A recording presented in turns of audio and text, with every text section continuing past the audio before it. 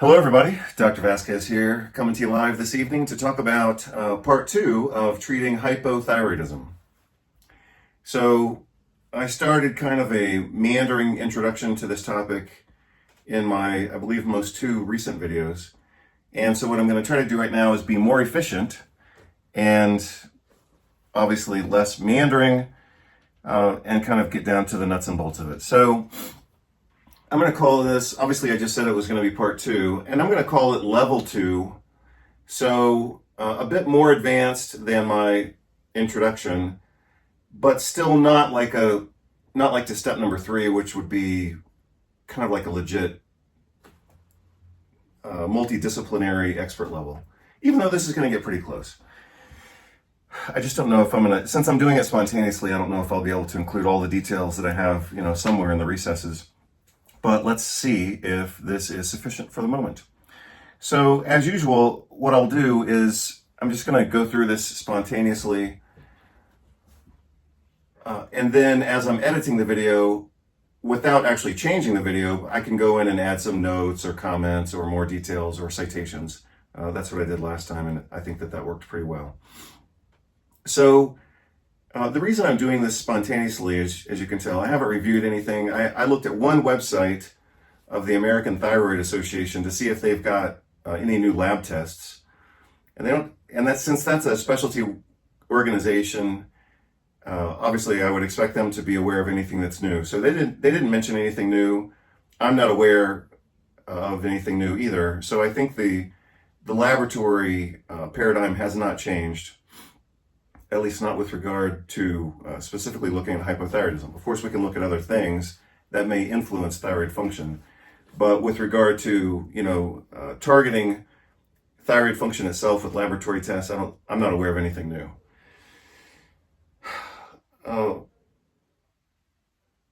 So I'm doing this spontaneously because that's easier for me. Obviously, I don't have to spend a lot of time prepping, but I also don't, for me, this doesn't warrant a lot of preparation. And for anybody who's a legit, clinician at least, or somebody who's, like in my case, I've done presentations on this in the past and I've written book chapters on it and that kind of stuff. I mean, I should be able to do this spontaneously. So that's what I'm going to do. So I'm going to start writing now. And again, you'll see some of the things reviewed here that I said previously, and then I'll take it to the next level. But what I want to focus here on is more the part 3 of what I had mentioned previously. So what I said earlier is that when we talk about hypothyroidism, we have to talk about 3 different main components. One is production, the other is metabolism, and the third one is autoimmunity. So in this presentation, I'm going to talk more about autoimmunity. Beyond what I say here, sure, I could take it to another level, but let's just do this and see if it plays out in a way that is sufficient for the moment. So let's assume, again, as I did before, let's assume we have a patient who we think meets some criteria for hypothyroidism, or maybe we're concerned about that. And so let's just go through. First of all, why would we think that someone is hypothyroid? So let me just write the title of the conversation here. As soon as my pen agrees to participate. Sorry, I'm going to change colors one more time. Going for a little more blue. All right, so we are talking about hypothyroidism.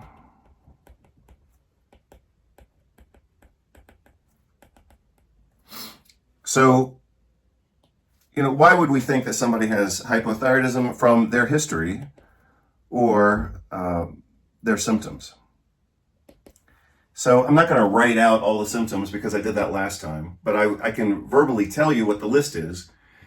And any good doctor in, primary care or general practice would have this list, have a list like this, available and hopefully memorized.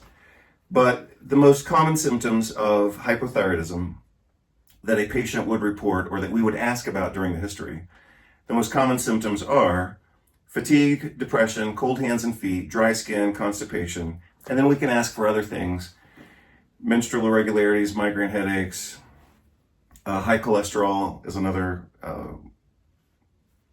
common characteristic of hypothyroidism. weight gain despite reduced appetite. That's classic. Again, it's weight gain despite reduced appetite. And those are the main ones. But again, fatigue, depression, cold hands and feet, dry skin, constipation. The more of those they have, the more we would think of hypothyroidism.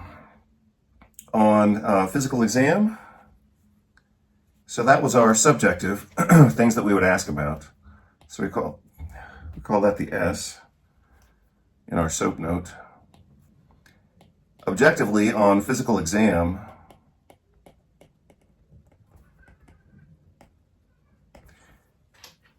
as I said in the earlier video, we would look for what I call relative bradycardia.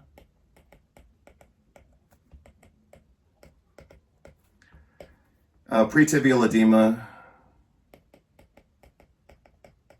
Oops. A little bit distracted there for a moment because of some background noise. Delayed, this is the most important one, delayed Achilles reflex return.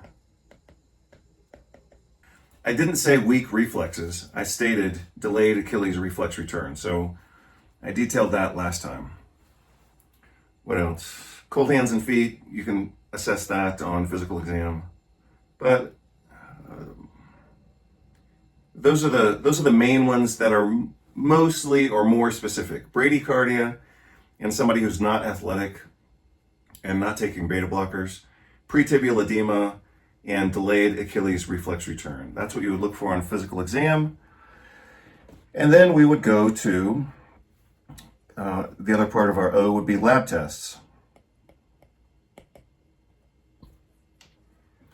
So, as I stated again in the other video, we look at TSH, we look at free T4, and might as well get a free T3 with that.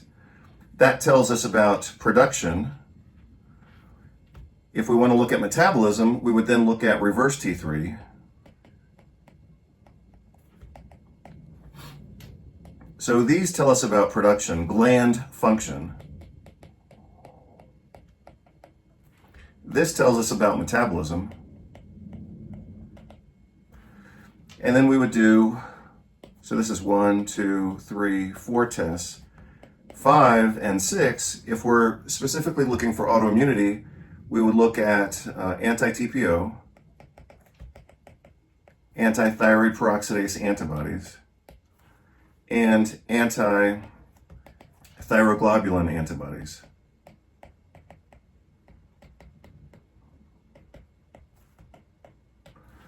And if either of those are positive, we would certainly support the diagnosis of autoimmune hypothyroidism.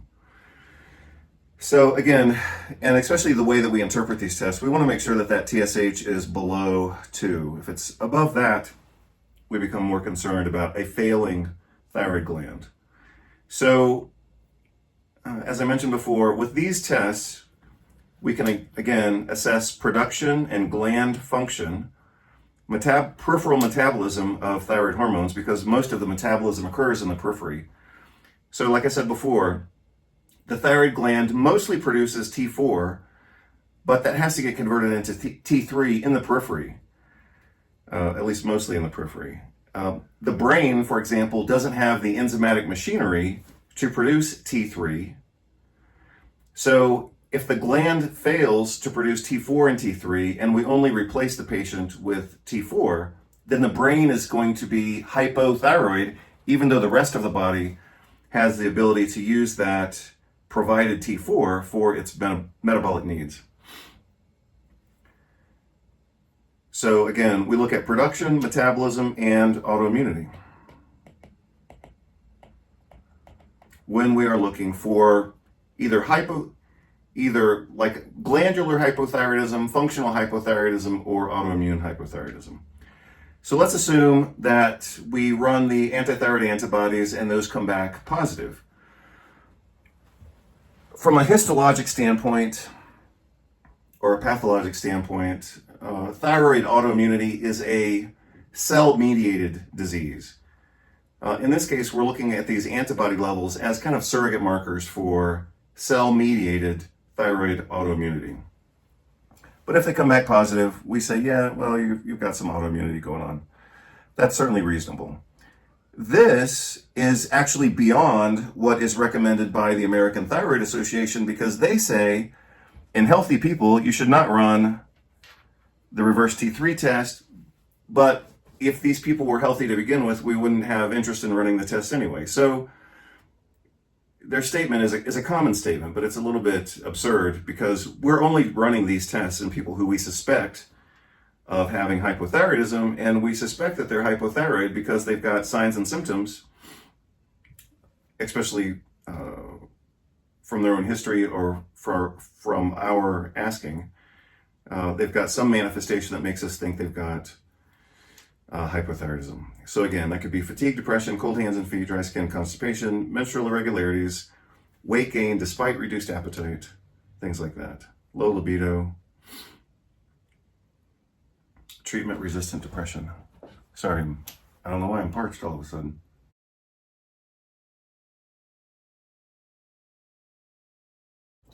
But I did have an espresso. Sorry, I had a cappuccino and a brownie. I had half a brownie this afternoon. Sometimes that makes me a little thirsty. So again, let's assume in this conversation, their TSH comes back at 8. Free T4 is a little bit low. Free T3 is a little bit low. Maybe reverse T3 is a little bit high. And we've got positive anti-TPO antibodies with or without positive antithyroid globulin antibodies. And we say, you have now won the Hypothyroid Autoimmune Award. So how would we treat? This is, I guess maybe it's a little bit of a trick question, but the question that I want to ask is, how would we treat thyroid autoimmunity? And I guarantee you that a lot of doctors like at the family medicine level would get this wrong. Or they would do what they're comfortable doing, and then they would say that that's the right way to do it, even though it's incomplete. So, I guess it's all perspective on what's right and wrong. I mean, they can follow medical guidelines and therefore be right and complete in the following of those guidelines, but if the guidelines themselves are incomplete, then it's still incomplete. So, since I stated that this was a trick question, I'm going to clarify my trick question and maybe even make it a little easier for those of you who didn't get the trick in my question. So, my trick question is, how should we, or you, treat autoimmune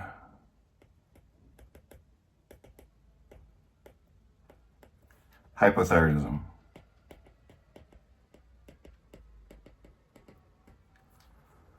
How should you treat this? That's my question.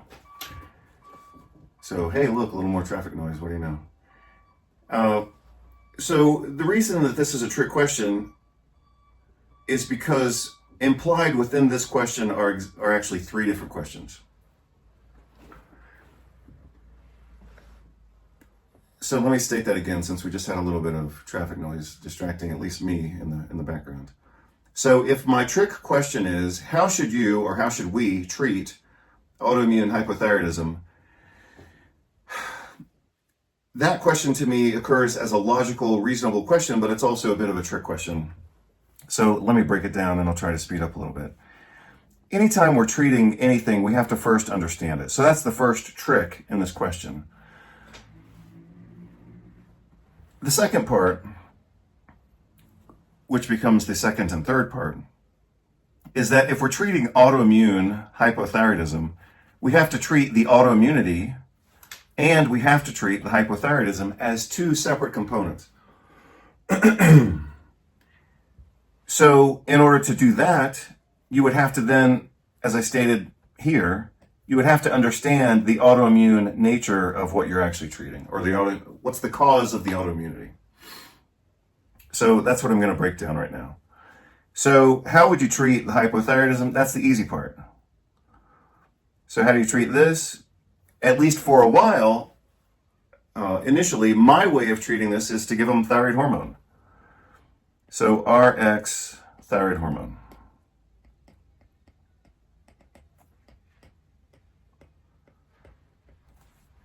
And I'm sure that's already upset some people. So we could do some other things, but we have to treat the low thyroid performance. Sometimes we can get away with using tyrosine and iodine. I've seen it work clinically and from a lab standpoint, normalizing symptoms, normalizing lab results. I've seen it work. I've seen it work in group clinics where other doctors are doing it, so I know that it works. I tend to not do that because by the time, unless this is occurring on the first visit, let's assuming this is a patient maybe I've seen for a month or two, I already have them on a multivitamin, multimineral that has iodine, and I already have them on a higher protein diet, which is going to include some tyrosine. So yeah, I could still use some extra tyrosine in isolation, but I'm a little bit less likely to do that. I'm more likely to go with synthetic T3 and T4, as I stated before. So I could use T4 by itself, I could use T3 by itself, I could use a combination of T4 and T3, whatever. But that's typically my way of doing that. You can also use animal-sourced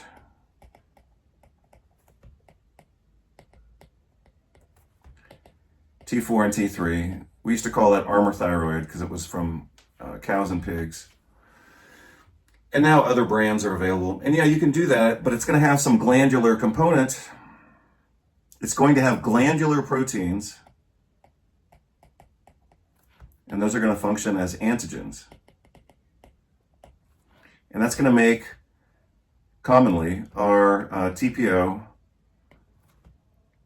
and thyroglobulin antibodies increase, and we don't want that. That's going to stimulate more autoimmunity because we're throwing in not only more of the target proteins, but actually proteins which might actually be more antigenic from cows and pigs. So I wouldn't do that. I would go with T4, T3, synthetic for a while. Sorry, that just erased my line. I would go with T3 and T4 synthetic for a while. You don't have to do it forever. Patient doesn't have to take it forever. But, I'm not in this for any idealism. I'm in this to get patients better faster. And if they've got fatigue, depression, cold hands and feet, dry skin, constipation, weight gain, high cholesterol, and I think thyroid is the cause of those issues, low thyroid is the cause of those issues, then yeah, I'm going to give them thyroid. I'm not dorking around waiting on some idealistic fantasy solution. So I would go synthetic T4 and T3, dose to response.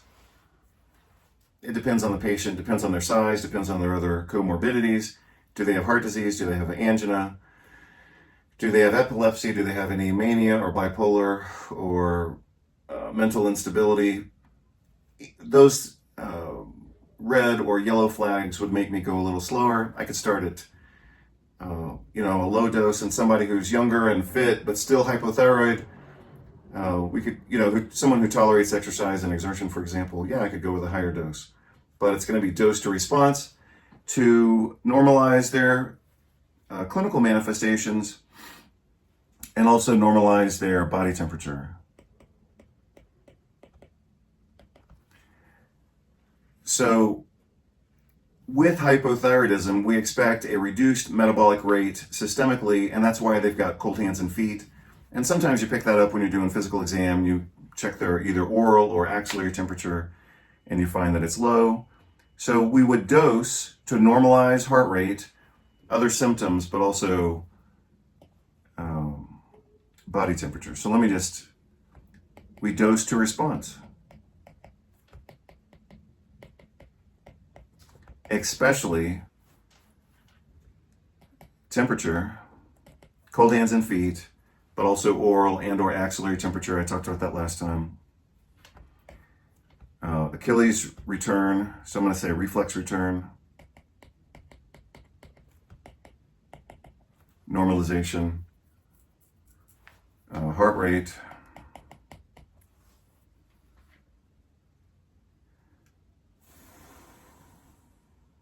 and that's it.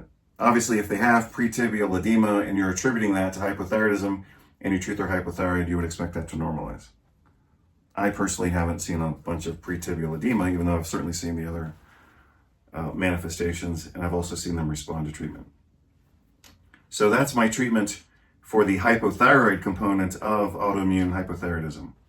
Now the question becomes, how do we treat... Sorry, my pen keeps flipping around. How do we treat the autoimmune component? And this is the final component of this conversation. So again, it's kind of a trick question. How do you treat this? Well, you would have to first understand it. And I don't mean that academically, I mean that in each individual patient. So we can do a few things generically, so to speak, without laboratory testing, and certainly reasonable to do these things. But beyond, kind of a basic first line approach, which I'll talk about next, we have to do investigation and try to figure this thing out. So figure out what is the cause of the autoimmunity in that particular patient. As a general rule,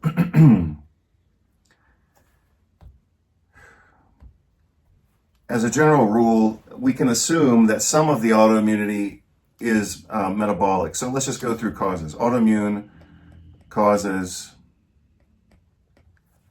in the conversation on hypothyroidism.